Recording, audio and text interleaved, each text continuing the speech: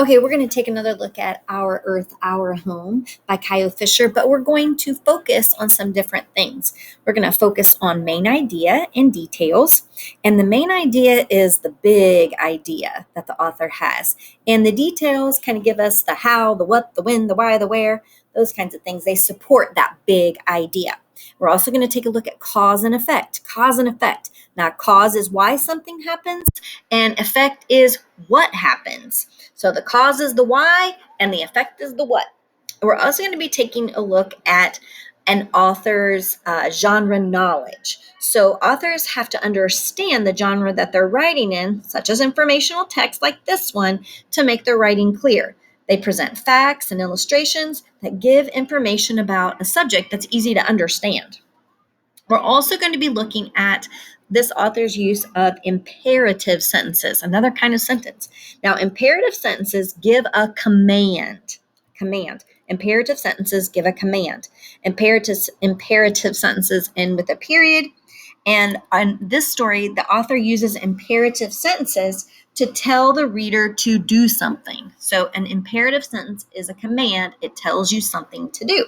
So let's take another look at Our Earth, Our Home.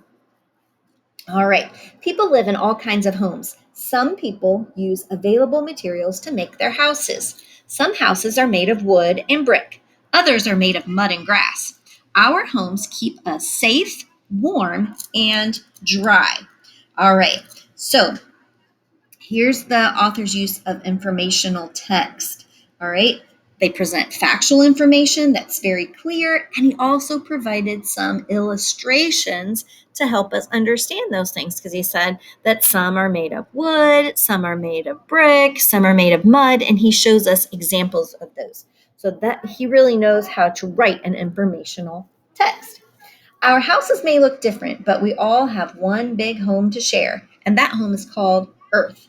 We share Earth with all living things. The plants and animals on our planet are our neighbors, too. We all need the things the earth provides, such as water, air, soil, and plants. These things are called natural resources. Humans depend on natural resources for many things. We need the air to breathe. Animals and plants need the air too. All living things need water. Plants need water to grow. Animals need water to drink. Sometimes they find food, like fish, in the water too. Humans drink water to survive. We also use water for taking a bath and cleaning our dishes and clothes. Sometimes we even swim in it. All right, let's take a look at the main idea and the detail. So after I read these pages, I see the main idea stated in that first sentence. All living things need water. Yep, they all need water. And then the other sentences on this page give you the key details. It tells you more about how all living things need water. One detail is that plants need water to grow. Another detail is that animals need water to drink. So he also gives lots of details about how humans need water. Soil is another important resource. Some animals, like insects, live in the soil. Plants, on the other hand, need soil so they can grow. Farmers grow lots of plants called crops. Corn, wheat, and rice are crops that provide food. All right, let's take a look again at main idea in detail. The main idea again is stated in the first sentence on this page. Soil is another important resource. And then the details down here tell you insects live in the soil, plants need the soil so they can grow. So that's another use of main idea and detail. Plants are natural resources too. People eat different kinds of plants and their seeds. Beans, berries, vegetables, and peanuts come from plants. Plants provide food for animals too. Trees are plants. They provide wood and fruit, such as apples and peaches. Trees also help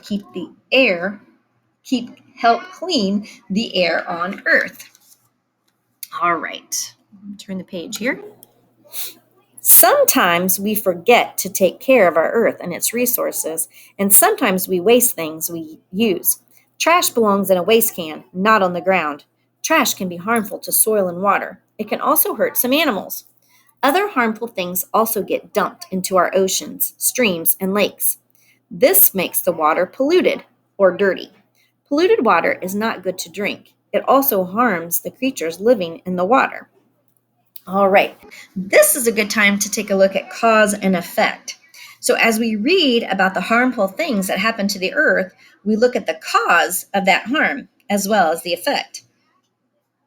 We read that the cause are pollutions, people throwing trash into on the ground or in the water, could be come from factories. So those are all the causes, and the effects are that our water becomes polluted or dirty. That's the effect. Many factories and cars pollute the air. If the air is too polluted, it hurts people and animals. We need clean air so we can be healthy. At times, we overuse some resources and cannot replace them. We throw away things such as cans or glass that could be used in other ways. Earth needs our help. We need to protect our natural resources. You can help too. You can help save water. Turn off the water while you brush your teeth. Remind others to use less water too. Okay, so take another look at cause and effect here. All right, we read more about cars and factories polluting the air, and that's the cause. And then what happens? The air becomes unclean and unhealthy, right? The air becomes too polluted. So the cause and the effect there. All right. Keep Earth clean. Pick up trash wherever you see it. Place it in waste cans. Your family can recycle.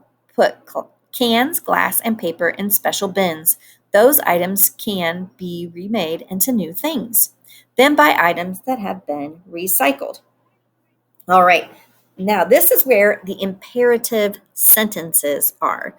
Lots of imperative sentences. Now, remember, imperative sentences give a command like keep earth clean, pick up trash wherever you see it, place it in waste cans. All right. The author is calling you to action. He's giving you a command, telling you the things that you can do in those imperative sentences.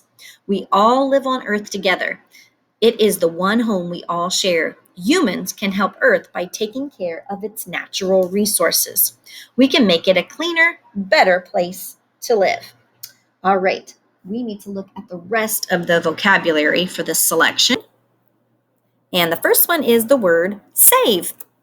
Save. To avoid waste. I save my money. I keep it for later.